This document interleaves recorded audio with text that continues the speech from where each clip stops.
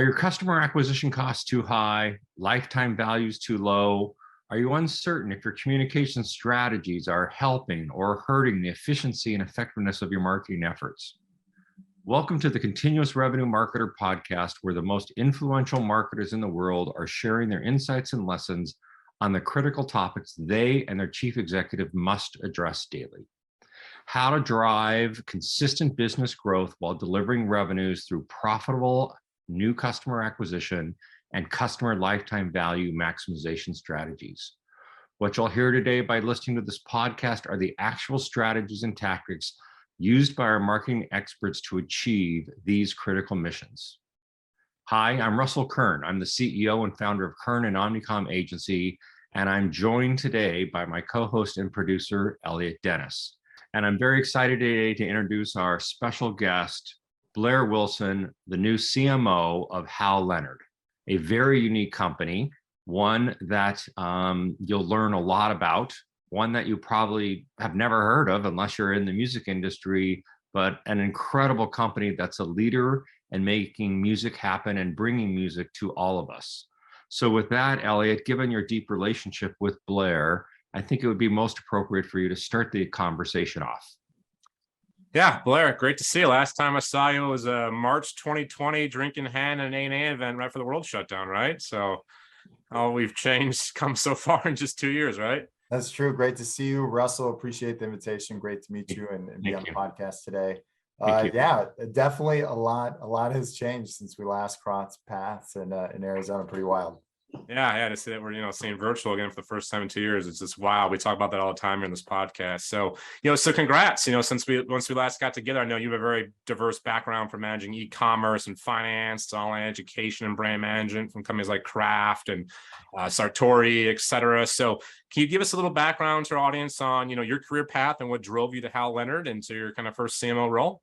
Sure. Yeah. So my background, kind of two stages of things. I kind of put it as a kind of a pre-business school, post-business school. Pre-business school was really involved in technology and e-commerce, but felt a drive to go and get my MBA to become more of a general manager, to kind of better understand brand and better understand how to really operate in a full enterprise. And no surprise, it's really in CPG that marketers are kind of given the reins to look more broadly at an enterprise and be able to make, whether it's product decisions, consumer decisions. It's not just about kind of the promotional aspects of the 4 Ps, but really kind of that holistic view. And so I joined Kraft and had a great run there. Really loved that experience, but felt really attracted to the middle market. That's just, for me, I think there's more of an impact personally, being able to have on people, being able to have on culture, and on customers. And so that really kind of led my shift to more of a mid-market play,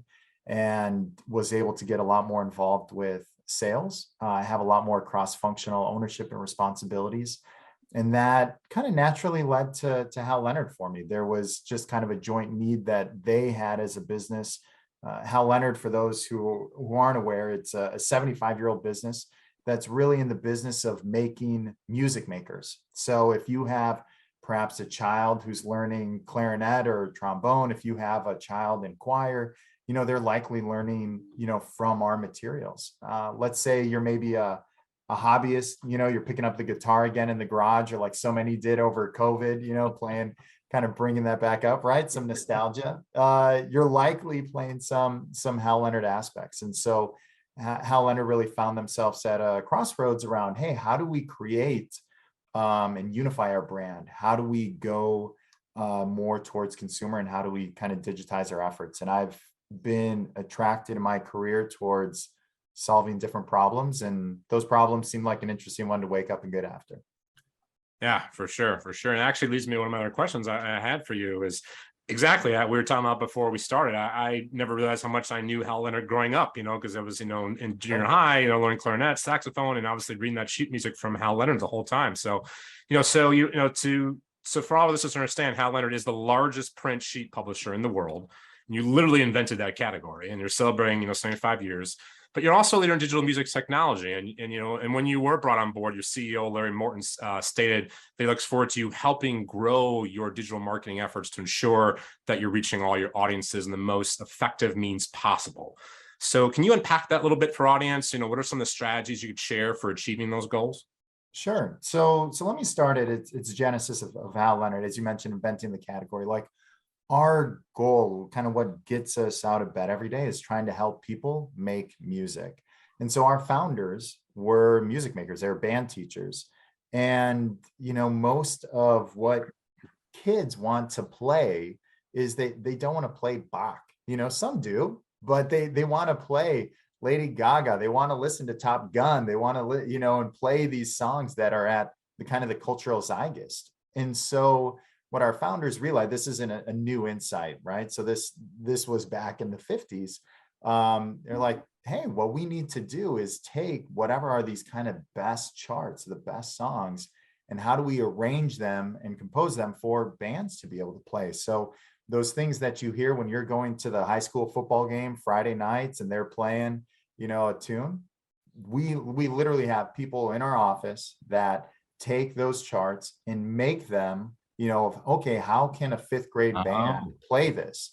All right, hey, how can a choir that hasn't practiced, by the way, in 2 years because of COVID, how can we get a choir to sing that song, right? And so that was Hal Leonard's genesis, and we really kind of have then blown it out. But to your question about kind of this digital aspect, it's musicians it's really unique.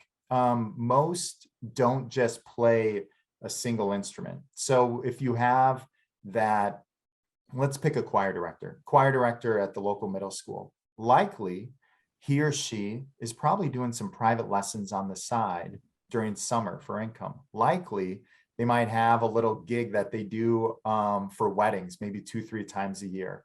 And probably if they're connected maybe with their church, is that they're the one responsible for, purchasing the music for their church on Sundays. And so Hal Leonard, how we kind of try to step back and look at this full lifespan of a musician, and it's not completely linear, right? There are these different paths. And so digitally, right, we're able in a position to understand how are people interacting with our music in different products. And really what I've been trying to do is trying to identify kind of those individual insights, right? And create essentially patterns. So we know from our product mix, hey, there's an opportunity here for us to deliver. Or it's like, oh, hey, Russell loves guitar, but based on his buying history and what he's looking at, he might actually really be interested in some of our equipment that we have or other things. And so trying to become more in tune with our customers, more relevant in our recommendations and our cross-sell opportunities to really magnify them. Nice. Elliot, I'd like to sort of just take a second of a tangent for one moment, which is I love the fact that what gets the whole company up every day is making music makers. And I wondered, I'm a huge fan of leadership culture and, what is culture and how does it drive the organization? How does it feel? How does the company make it? Where does the DNA sit? How did you get infected by it? What is it really the true driver? Can you just explain your culture a little bit? Because I think marketing is an outcome of cultural passion. And boy, oh boy, the way you articulated that passion was so clear. Maybe you could have I'd love to hear more about that, especially now as you're the CMO who has to now carry that forward. Yeah, for sure. No, and there's definitely there's internal and external marketing, right? And these different stakeholders, whether it's our employees, whether it's our customers, whether it's kind of our board and governance, and so our community. So there's kind of that full range. And internally it is. There's what's amazing about music and music making is just how pervasive and long in a history it has. Things are going to come and go. Krispy Kreme donuts, I love you. I don't know if you're going to stay around, right? And that's not any knock on them, but it's just, hey, we have these things that kind of flare up in our society, and music has been something. Whether you go back, hey, to the it's ancient history, you look within caves and what they paint on the walls, that connection, and so. Granted, those instruments, that forms, obviously recording, the way it's distributed, right, with what's gone on from whether it's CDs to Spotify, that's going to stay. But there's a real distinction between those who, appreciate music. And don't get me wrong, if you have a Spotify subscription or, hey, you listen to it in your home, hey, there's something about that. But there's a different cohort, a different group about who get inspired, motivated around making music. And so we have a building, Russell, of people full who are passionate about making music. I'll pick on this because Elliot's familiar with it. We're Midwest guys. One of the largest outdoor concerts in the world, it is in the US, in the world, it's called Summerfest. And so it happens on the shores of Lake Michigan and Milwaukee. It normally happens over 10 days. Tons of bands come in, everyone ranging from Megadeth to Justin Bieber. I mean, pick the range of folks. And our company, and here in Milwaukee, we're a global company. Here in Milwaukee, we maybe have 120 folks. We had over 30 people playing shows at Summerfest that were bands. And so you can't just like randomly show up, right? You need to be a pretty talented musician. You need to be able to play. And so we have folks, and that's our head of sales. That's our head of customer success. Those are our customer service reps. I mean, it's kind of the full kind of range of folks. And so there really is this passion around music making and being able to be kind of connected into that culture. And so that really drives a lot of the thinking then when we think about products, Russell, and how it is pervasive in our culture is around, hey, what are the needs? And I really try to think around 2 points, pain and patterns. Okay, what is the pain point? And is there a pattern around that? Is that just a unique pain that Russell feels alone? Or, hey, probably in a country of 350 million people in a world of 4 billion, hey, there's probably more than one person feeling that pain. And so can we connect a pattern? And that allows us to kind of message and do products at scale. So for me, it's around pain and patterning. I love that. I love that concept. I love the aspect of the authenticity that comes to your marketing from the fact that we are of our market, right? We're not just playing at music. We are music makers. And I think many agencies and even, are they authentic of what they're selling? On the client side, okay, I'm a Kraft cheese lover, so I'm eating macaroni and cheese or whatever. But the depth and the passion of the art of music as a company is pretty fascinating. And I thank you for sharing that. So Elliot, I'll let you go from there, but I do appreciate that. Yeah, I think that speaks a lot to yours and your company's success, that passion, really understand how to, serve that customer so well, that's passionate about that as well. I also thought was very interesting was, your CEO, Larry Morton, who was just promoted CEO 2019 before, hiring you on, spent 20 years at Hal Leonard, starting everywhere from national sales managers or VP of sales. So, to really see someone that understands that sales background, you yourself, having sales backgrounds before becoming CMO. So, so as a CMO, what's it like reporting to a CEO with such a strong sales background that really understands the role marketing plays to drive revenue, especially the digital era, as we talk about continuous revenue marketing on this podcast a lot?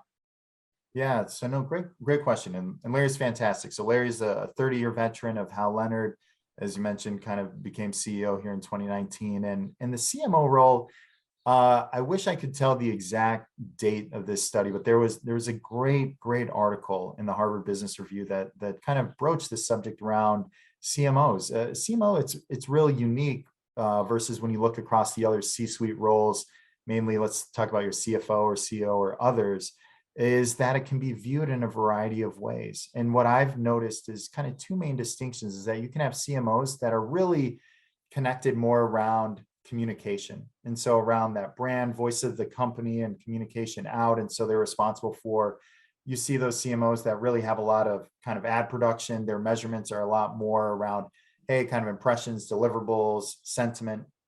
And then you have CMOs that are more connected commercially. Those who are more involved in terms of setting strategic direction. Typically, some of these might be P&L owners. The prior probably doesn't have P&L responsibility. The latter does. And those kind of distinctions. And so to me, I think that's probably the most important conversation any CMO can have with their CEO, and that I think gets aligned to the board as well, is what is the role of the CMO? What is kind of the need of the business? Because it can be fluid. It can be based on, what are kind of some of the brand challenges, the business challenges that's going on. It can be based upon just kind of the strength of the bench. It can be based upon what are the different strengths and opportunities of the other C-suite members. And so to me, that's really, really important. And having someone like Larry who really understands the full enterprise, we're able to have very productive conversations around identifying, hey, what are going to be value drivers? What are kind of the needs here to create customer value, to create value for employees, and then to create shareholder value, which is, really important for us. Nice. Yeah, as we kind of wrap up, just a few kind of questions I'm sure audience would love to hear, with your business being such, traditional focus, how you've migrated, and kept up with the current and future state of digital and as it pertains to music technology. So, even with the majority of your business being analog, traditional publishing, you've always been at the forefront of digital. In fact, you actually launched, sheetmusicdirect.com a couple years ahead of iTunes. So Yeah. but it was so specific to your, your niche audience at the time. It wasn't really kind of as consumer focused known, as iTunes. Like you said earlier, as you're trying to change that perception, kind of en masse, how are you keeping up with the speed of digital transformation? And, what are some of the omni-channel marketing strategies that you can share that have been successful, and maybe some that haven't been so far as you go on that journey? Sure. So yeah, our business, we're probably 35-40% of our revenue is digital now at this point. And obviously kind of a decade ago that, would have looked like 5%. So it's been kind of a massive change for us. Keeping up with the change, I think that's it's almost as soon as you kind of go with a vendor, or you purchase whatever it might be your CM or CDP, or you get on a new ESP aspect, it becomes dated, right? It's almost kind of like buying a car. You kind of get your new car, and then, hey, the next model comes out, right? And so right. And I think, excuse me, for us, it's really trying to understand value. At times you can get sucked into Google's way of measurement and looking at the world. You can get sucked into Facebook's way of their metrics. And right, I've never spoken to a rep who said, hey, you should spend less, right? And it's right, if you have a hammer, everything looks like a nail. So it really takes, I think, some operational discipline, from the company to understand, hey, what are going to be the growth drivers? What do we really need to understand? Sometimes you just need a Toyota. You don't need a Ferrari to be able to do these things. But then there's other times you do, right? And so I think where I've seen or experienced the most mistakes is by taking a broad brush and not being more surgical in terms of what are the solutions, being more disciplined on terms of what that output is. Because we know everything can't be measured, right? But there are some fundamental things that, hey, what's happening? What is it looking like in my customer acquisition? What is it looking like in terms of my lifetime value? What is it looking like of my top line revenue and such? If you aren't getting those kind of positive metrics, then we need to reevaluate. So I wouldn't say we've like cracked the code that we have. I wish for the listeners I had kind of this silver bullet of, oh yeah, hey, if you purchase X, like it unlocks all the growth in the world. I think it's more about having disciplined conversations, understanding your customer, understanding what I get back to this pain points are. How do we think they're going to operate in the future, and what bets we want to make? And I think that's where you see bets like, hey, Peloton made a bet. Sorry, didn't work. You saw, hey, today in terms of Instacart, they made a bet. Sorry, that's not working, right? Like there's things that happen and change. And so how agile are you as a team to be able to react to consumer preference in terms of business and be able to put yourself in a position to be in your planning horizon? So hopefully we're making the right bets. Yeah, it's a very interesting thing. And hopefully we have a few more minutes. I was reading again an article about leadership and a strong balance sheet. And with a strong balance sheet, leadership is always prepared for the shock of a bet that doesn't work, right? They never bet the whole bank, the whole business on it. So I have to assume that Hal Leonard has a very strong balance sheet. And what I was questioning as you were discussing that is, given the history and given how focused you are, how much of your business is about creating new demand versus maximizing the value of the customer base, the way musicians live their lives? In other words, is it a problem that I need to create new demand and bring in new musicians? Or the truth is everyone generally finds us, but our real opportunity is to make sure that we can help them open up to new instruments and teach more people and be part of their whole life, as you described. How do you balance that value optimization versus generate net new customer?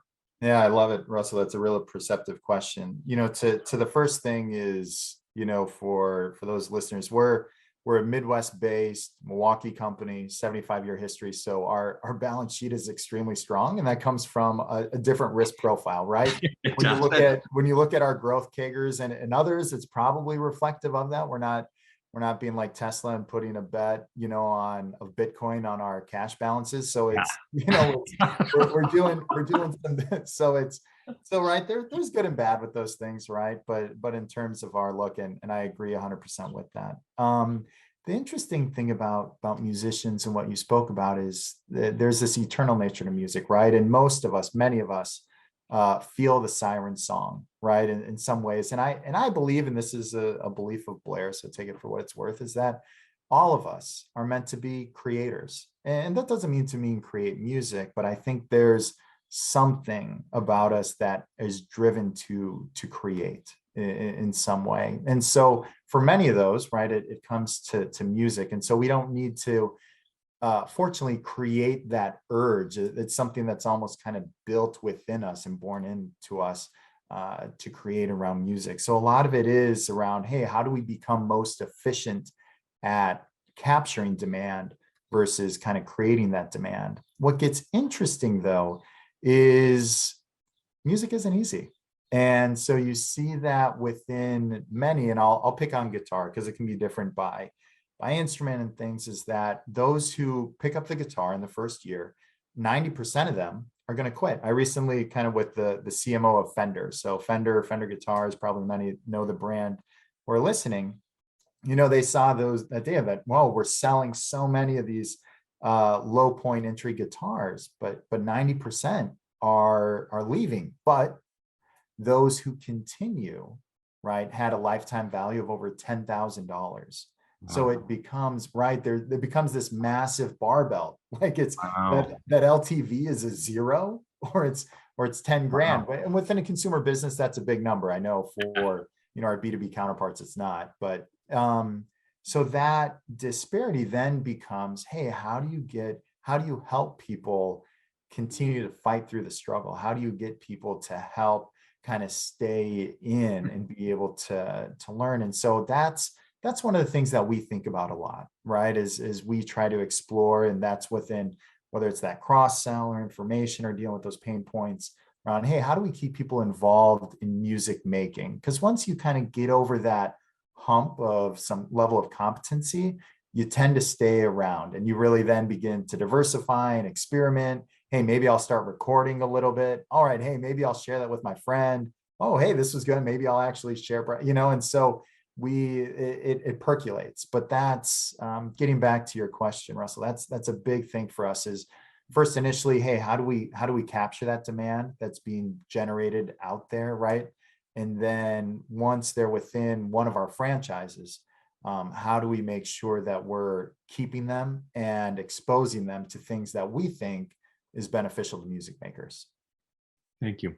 Appreciate it. I love that. Yeah, actually, our closing question is always around, what advice would you give other CMOs? And so you've already been giving me so many great tips. Thanks, Blair. So here's one we just kind of glance past. So maybe in closing here, what advice would you give to other CMOs to ensure they're reaching all their audiences, especially if they're on opposite sides of the spectrum? Because in your case, yeah, you have your retailers, your franchisees. You also have your owned DTC channels, but then you do work with big box like Amazon, Best Buy, B2B, like schools and churches, et cetera. So with such a vast array of customers, what tips do you give so that make sure that you are reaching people as efficiently as you can when they have such different needs?